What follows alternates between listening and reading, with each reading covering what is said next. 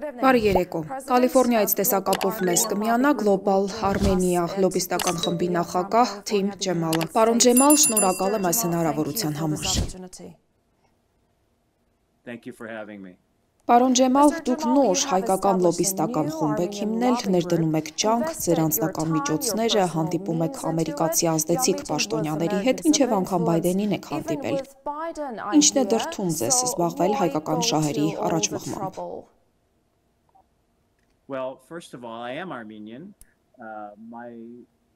Նախ եւ առաջ ես հայ եմ, ընտանիքիս երկու կողմն էլ եւ հայրական եւ մայրական հայ են։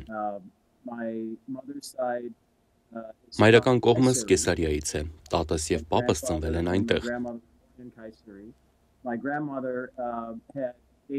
Տատս 8 եղբայր եւ քույր է ունեցել, որոնք սպանվել են ցեղասպանության ժամանակ։ Փրկվել են միայն նա, մայրը եւ քույրերից մեկը։ 1923 թվականին բնակություն է հաստատվել Էլիս կղզում, մյուս տատս Իզմիրից է, հայրական կողմս Թավրիզից, բայց ես հայ եմ, թեպետ անունս չի հուշում դա, ես ամբողջ սրտով հայ եմ։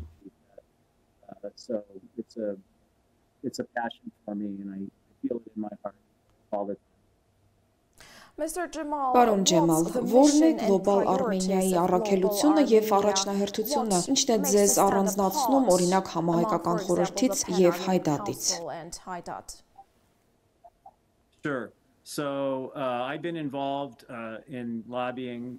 Կարող է անհավատալի թվալ, բայց ավելի քան 35 տարի զբաղվում եմ հայկական հարցի լոբինգով եւ քարոզչությամբ։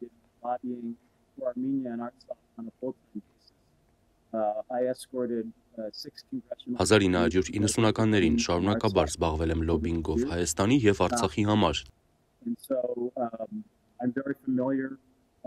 Տարիներ շարունակ ուղեկցել եմ կոնգրեսականների պատվիրակություններին Հայաստան եւ Արցախ։ Շատ լավ ծանոթ եմ աշխարհաքաղաքական տարածաշրջանային զարգացումներին։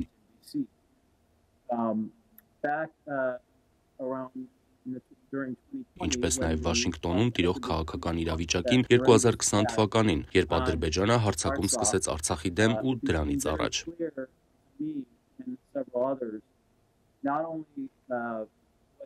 Այդ ժամանակ ինձ համար, ինչպես նաև շատերի համար պարզ դարձավ, որ մենք ոչ միայն պարտվել ենք պատերազմում, այլ նաև դիվանագիտական, քաղաքական դաշտում եւ լոբիստական ջանքերում։ Հենց այդ ժամանակ էլ զգացինք, որ թարմ մոտեցում է պետք։ Միավորվեցինք ու ստեղծեցինք մի խմբավորում Global Arm 2022։ 2023-ին վարձել ենք երկու լոբիստական հայտնի կազմակերպություն, որոնք քաղաքական կապեր ունեն Վաշինգտոնում եւ հիմա աշխատում են։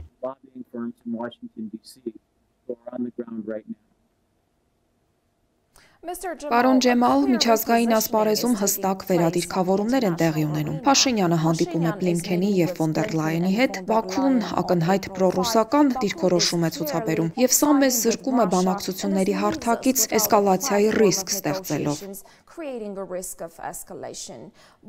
Ինչ կարող է անել հայկական լոբին օգնելու, որպեսզի Բաքուն բանակցությունների սեղան վերադառնա։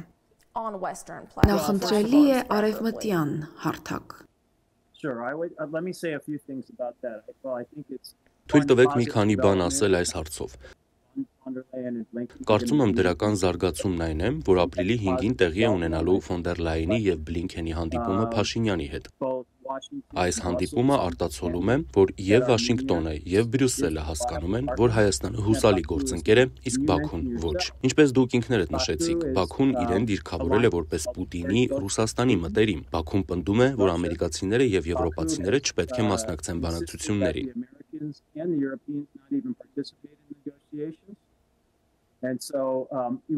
Հիշում եք նաև, որ Ուկրաինայի վրա ռուսական հարձակման նախաշեմին Պուտինը եւ Ալիևը ռազմական համագործակցության հուշագիր ստորագրեցին։ Ռուսական նավթային կոնգլոմերատները 25% բաժնեմաս ստացան ադրբեջանական խոշորագույն նավթային ընկերությունում։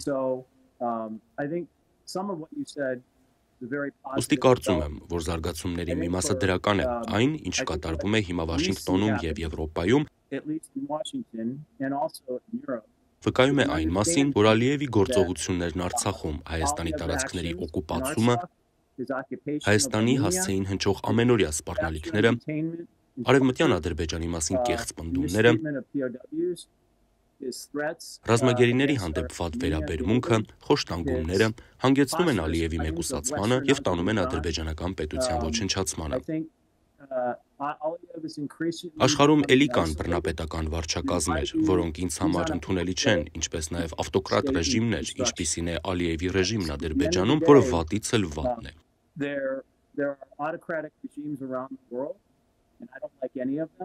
Երբ նայում ենք իրավապաշտպան կազմակերպությունների զեկույցները, Freedom House, Transparency International, Ադրբեջանը գտնվում է ավելի ցածր դիրքում, քան Իրանը, ինչ-որ առումով նույնիսկ Հյուսիսային Կորեան։ Ինչ վերաբերում է հարցին, թե ինչպես Ալիևին վերադարձնել բանակցությունների սեղանի շուրջ, ապա նա լավ կանի նայի հայելու մեջ, եթե նա շարունակի նման վարվելակերպը, նա լիովին կմեկուսացվի։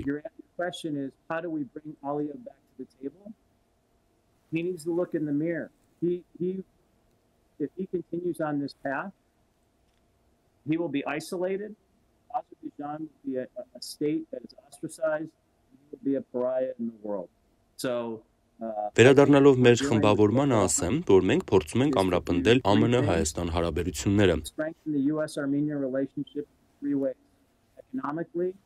Տնտեսական, անվտանգության, նաև իրավական ու մարդու իրավունքների ոլորտներում։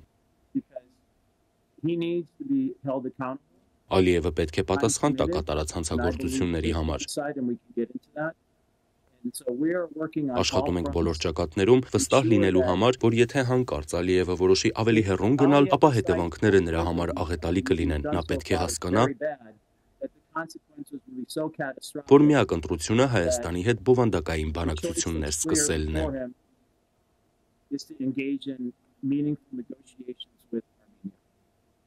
Պարոն Ջեմալ, ԱՄՆ-ում առաջիկայում ընտրություններ են տեղական և ազգային մակարդակով։ Սփյուռքը պատրաստական է նախընտրական քարոզարշավի շրջանակում առաջ մղել ոչ թե հայկական շահն առհասարակ, ցեղասպանություն, փոխհատուցումներ, այլ Հայաստանի շահը, անվտանգություն և բարգավաճում։ Հենց դա է մեր օրակարգում։ Ինչպես գիտեք, նախագահ Բայդենը մի քանի տարի առաջ ճանաչեց հայոց ցեղասպանությունը, ինչը շատ ճիշտ որոշում էր։ Միշտ պետք է հիշենք այդ մասին։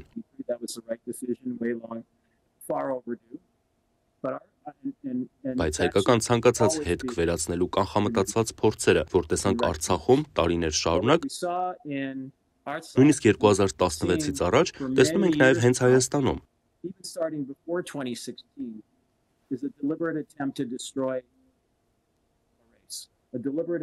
Եթե հիշում եք, միջազգային քրեական դատարանի նախկին դատախազ Լուիս Մորենո Օկամպոն, որի հետ սերտ շփում ենք ունեցել, 2023 թվականի օգոստոսին հաստատել է, որ Ադրբեջանն Արցախում ցեղասպանություն է իրականացնում։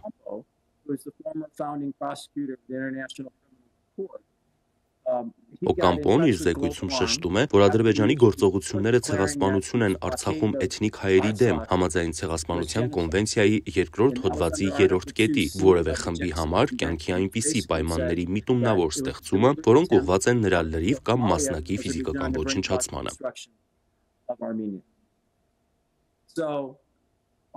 Այսպիսով, մեր ջանքերն ուղղված են նրան, որ Ալիևը պատասխան տա իր գործողությունների համար, ինչպես Վաշինգտոնում, այնպես էլ իրավական դաշտում։ Այս ամենն անում ենք մեր քույր կազմակերպության, ճշմարտության եւ արդարության կենտրոնի հետ համագործակցությամբ։ Վերջինս հոյակապ աշխատանք է իրականացրել, փաստագրելով Ադրբեջանի գործած վայրագությունները։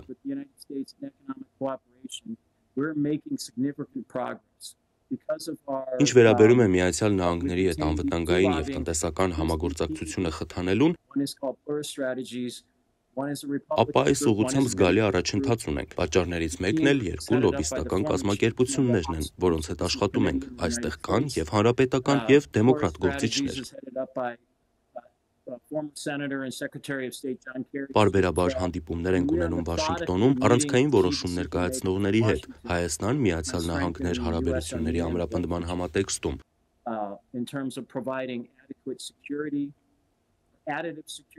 Առանցքային ուշադրության կենտրոնում են անվտանգային հարցերը, այդ թվում սահմանային անվտանգության, պաշտպանության, զինված ուժերի մասնագիտական թրեյնինգները, ինչպես նաև կոմերցիոն կապերը։ Այս ամենում ներառված են Վաշինգտոնի բոլոր կառույցները՝ Կոնգրեսը, Պենտագոնը, Պետդեպարտամենտը, Սպիտակ տունը։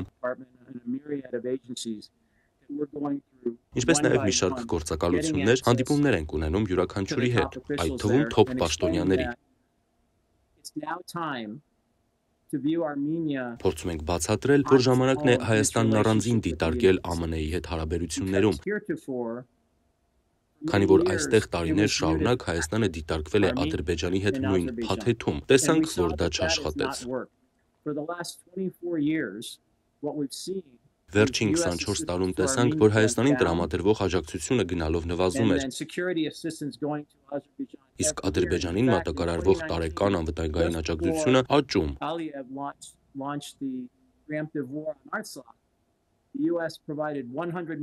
2019 թվականին, պատերազմից առաջ, Միացյալ Նահանգներն Ադրբեջանին որպես անվտանգային աջակցություն տրամադրեց $100 միլիոն, ինչը կարծում եմ ևս նպաստեց, որ Բաքուն բավականաչափ վստահ զգա իրեն Արցախի վրա հարձակվելու հարցում։ Իհարկե Ադրբեջանը հսկայական աջակցություն ստացավ նաև Թուրքիայից, բայց ժամանակն է, որ փոխենք այս իրավիճակը Վաշինգտոնում և ունենք առաջընթաց։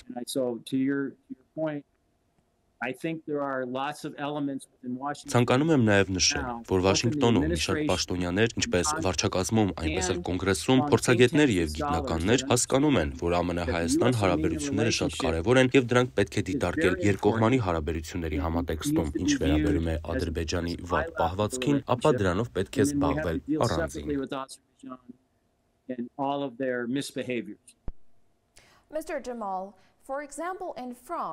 Ֆրանսիայի օրինակն եմ ուզում բերել։ Ֆրանսիայում Հայաստանը ներքին քաղաքական, օրակարգային հարց է, նախընտրական քարոզարշավում այն ամենուր է, անգամ ընդդիմադիրների առաջնորդը այցելեց Լաչինի միջանցք։ Միացյալ Նահանգներում ունենք հսկայական, կենտրոնացված ազդեցության համայնք, բայց գործողությունների ընթացքը ֆրագմենտար է, երբեմն միայն էլիտայի մակարդակով, ինչի արվում միասնական օրակարգ ձևավորելու համար, որը կհամապատասխանի Հայաստանի կարիքներին ու օրվա մարտահրավերներին։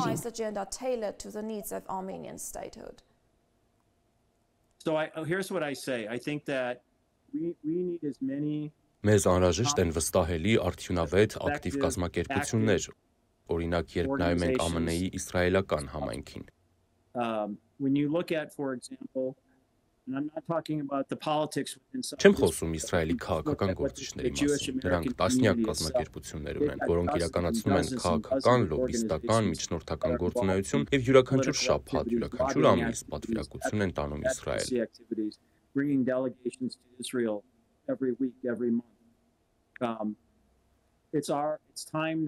Ժամանակն է, որ մենք ևս ավելացնենք մեր ջանքերը և իհարկե համագործակցենք միմյանց հետ։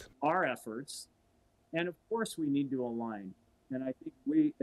կազմակերպության օրակարգը չի հակասում մյուս կազմակերպությունների աշխատանքին։ Միակ տարբերությունը այն է, որ մենք գործում ենք պրոֆեսիոնալ քաղաքական կապեր ունեցող լոբիստական ընկերությունների հետ, ինչն առաջին դեպքն է համայնքի պատմության մեջ։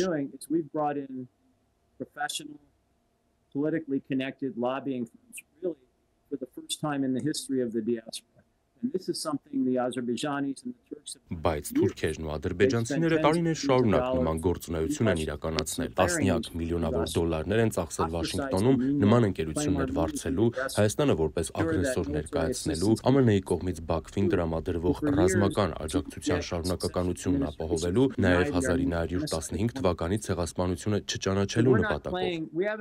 Ուստի ինչու մենք չպետք է վարձենք լավագույն և քաղաքական կապեր ունեցող լոբիստներին, եթե կարող ենք, և հենց դա ենք մենք անում։ Մենք հոգնել ենք պարտվելուց։ Պատրաստվում ենք հաղթանակի, պատրաստվում ենք առաջընթաց գրանցել ԱՄՆ-Հայաստան հարաբերություններում։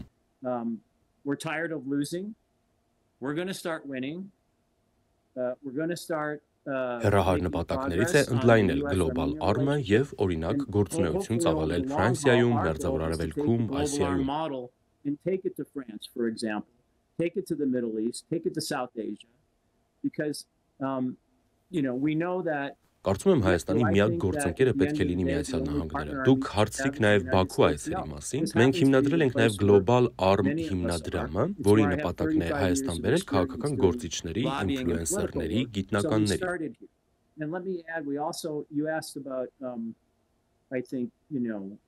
Ցավոք, Արցախում տեղի ունեցավ էթնիկ զտում, տեղի ունեցածը ցեղասպանություն է, այսօր էլ ամենօրյա ռեժիմով սպառնալիքներ են հնչում Ալիևի կողմից, օկուպացված են Հայաստանի մի շարք գյուղեր, կարծում եմ շուրջ 200 կիլոմետր տարածք։ So they themselves can see what's happening. Now, it's unfortunate. Artsakh has been ethnically cleansed. There's been a genocide. And now Ուստի Վաշինգտոնում մեզ պետք են ազդեցիկ որոշում կայացնողներ, ինչպես օրինակ Ֆրանսիան է անում։ The border, several villages and I think 200 kilometers of Armenia is now occupied by Armenia. The POW is being detained. Սա առաջնահերթ խնդիր է։ Առաջիկայում կտեսնենք Վաշինգտոնից մի շարք պատվիրակությունների այցեր Հայաստան։ Just like they've done in France and get more of them to come. And I can tell you this is a big priority and you will see us start bringing delegations over there in the near future. Պարոն Ջամալ, Փաշինյանը դեպի արևմուտք է շարժվում եւ ներ հայաստանյան ակնկալիքները անիրատեսական են արևմուտքից։ Գործնականում ինչ է առաջարկում արևմուտքը, մասնավորապես Միացյալ Նահանգները Հայաստանին։ I think a lot. I think there's a lot for the United States to offer. Միացյալ Նահանգները շատ բան կարող է առաջարկել։ Ես նշեցի անվտանգության ոլորտում աջակցությունը, որը ժամանակի ընթացքում կարող է աճել։ Աճի տեղ կա նաև երկկողմանի տնտեսական հարաբերությունները։ Օրինակ նախորդ ամիս հայ-ամերիկյան ներդրումային համաժողով է անցկացվել Հայաստանում։ Եթե չեմ սխալվում, Հայաստանում էր գտնվում ԱՄՆ-ի էկոնոմիկայի փոխնախարարը, ինչպես նաև Առևտրի պալատի մի շարք անդամներ։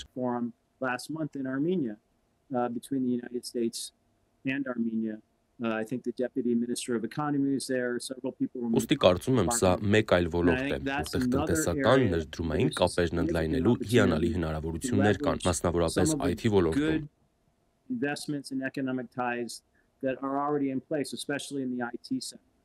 So I think that there's real opportunities for greater investment. Այս ասպարեզում հնարավոր է հսկայական աշխատանք իրականացնել։ US trade missions to Armenia where we can do matchmaking, we can match US companies. Այս պահին մտաբերեցի IT ոլորտը, բայց հնարավորություններ կան նաև էներգետիկ ոլորտում համագործակցությունը խորացնելու համար։ There's renewable energy, there's energy resiliency. So I think there's great opportunities on security and economic life for us to make progress. But do you believe there is political will either on the side of the Republicans or on the side of the Democrats? Հնարավորություններն ամենուր են, բայց ինչ եք կարծում հանրապետականները, թե դեմոկրատները ունեն ավելի մեծ քաղաքական կամք Հայաստանին շոշափելի անվտանգային աջակցություն ցուցաբերելու համար։ So that the American Armenian community knows who to vote for. Well, okay, let me ask you, I'll answer your first question that yes, I think the narrative Պատասխանելով առաջին հարցին կասեմ, որ Վաշինգտոնում փոխվել է նարատիվը, վերջին 6 ամսում այն զգալի փոխվել է։ Ուստի կարծում եմ, որ եւ հանրապետականները, եւ դեմոկրատները հավատացած են, որ Հայաստանն առանցքային է։ Ռուսական անվտանգային ճարտարապետությունը ոչ իրական։ Հավատում եմ, որ իրական հնարավորություն ունենք ԱՄՆ-ից անվտանգային աջակցություն ստանալու հարցում, որ եւ դեմոկրատները եւ հանրապետականները փոխեն իրենց կարծիքը։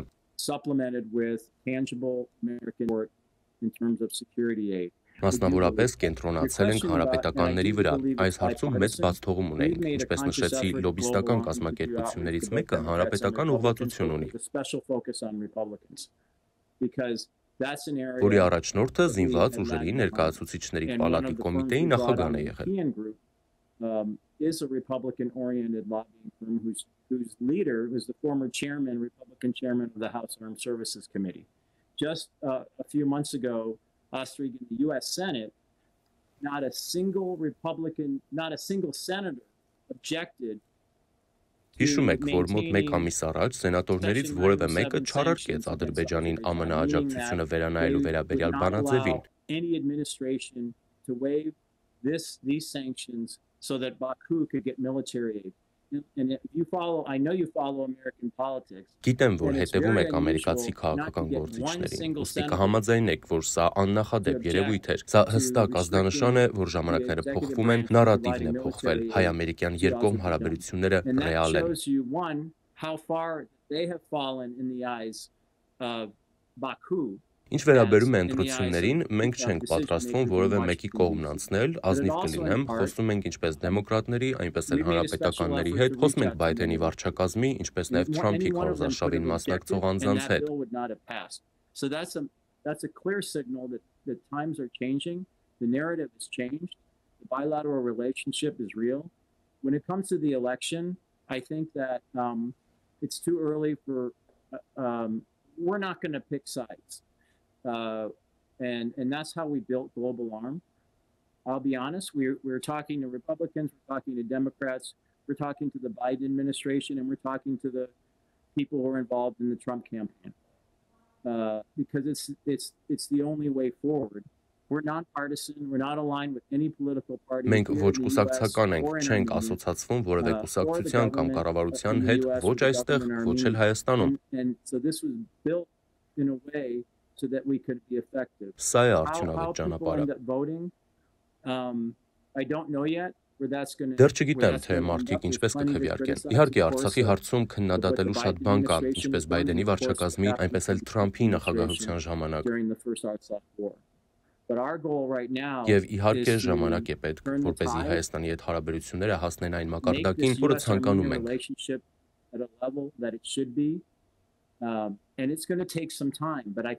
Բայց կարծում եմ այս տարի որոշակի առաջընթաց կտեսնենք, անկախ նրանից, թե ով կլինի երկրի հաջորդ ղեկավարը, մենք պատրաստվում ենք Վաշինգտոնում հասնել ինստիտուցիոնալ աջակցության։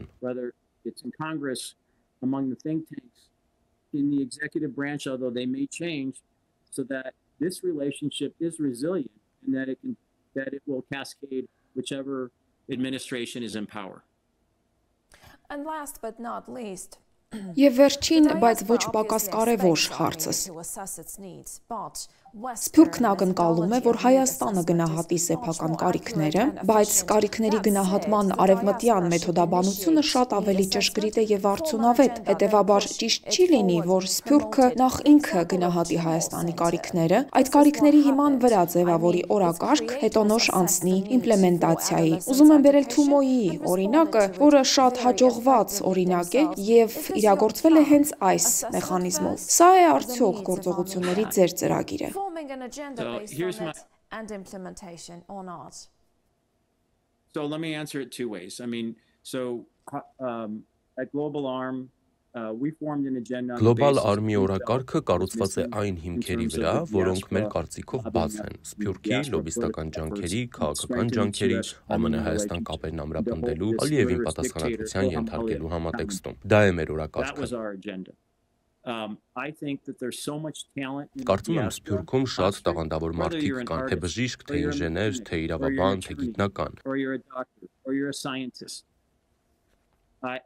There are opportunities for the diaspora. Ոստի կա հնարավորություն միավորվելու եւ աջակցելու մեր սիրելի հայրենիքին, դա այն հայրենիքը չէ, որ ցանկանում էինք, այն գնալով փոքրանում է։ It is getting smaller and we need to stop that.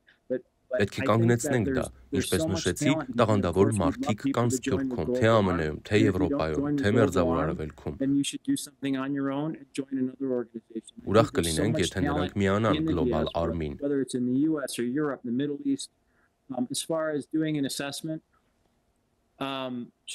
Բայց եթե անգամ նրանք չմիանան, պետք է ինքնուրույն ջանքերով սկսեն գործել կամ միանան մեկ այլ կազմակերպության։ Պետք է գնահատել Հայաստանը։ But I do think there's just tremendous opportunities. Look at the American University. Օրինակ, եթե նայենք Հայաստանում ամերիկյան համալսարանին, որը ունի շուրջ 6000 շրջանավարտ, 1990-ականներին համալսարանը $10 միլիոն ֆինանսավորում է ստացել ԱՄՆ-ից։ From the US Congress in the 1990s. And so you now have Այդ 6000 շրջանավարտի մեծ մասը մնացել եւ աշխատում է Հայաստանում։ That are now either working in Armenia, maybe some have left, but a lot have stayed. And I think Անդրադառնալով կառավարության անելիքներին, կարծում եմ նա պետք է խրախուսի Սփյուռքին, Սփյուռքը ցանկանում է օգնել։ Հասկանալի է, որ լինում են նաև հուսահատության պահեր։ Encourage and welcome the diaspora. The diaspora wants to help. I think it sometimes gets Իհարկե, մենք discouraged, ցանկանում ենք understanding. տեսնել ժողովրդավար հասարակություն, հարգանք օրենքի եւ մարդու իրավունքների նկատմամբ։ Ուստի, եթե Սփյուռքի անդամ ես, ժամանակն է հավաքելու ինքդ քեզ, ընտրելու քո ուղղությունը եւ գործելու։ I think about the First Amendment here in terms of the U.S. Constitution every single day. We want to see that. And so I think that if you're a member of the diaspora, you have talent, pick your lane, go and do it. And be supportive. Կարծում եմ հայաստանցիները, հայերը կողջուն են Սփյուռքի աջակցությունը։ That Հայաստանցիներ, that Armenians will welcome diaspora support. Եվս մեկ անգամ շնորհակալ եմ այս հնարավորության համար։ Thank you. I appreciate the opportunity to speak to you as well. Առաջին լրատվականին հարցազրույց տվեց Global Armenia լոբիստական խմբի նախագահ Թիմ Ջեմալը։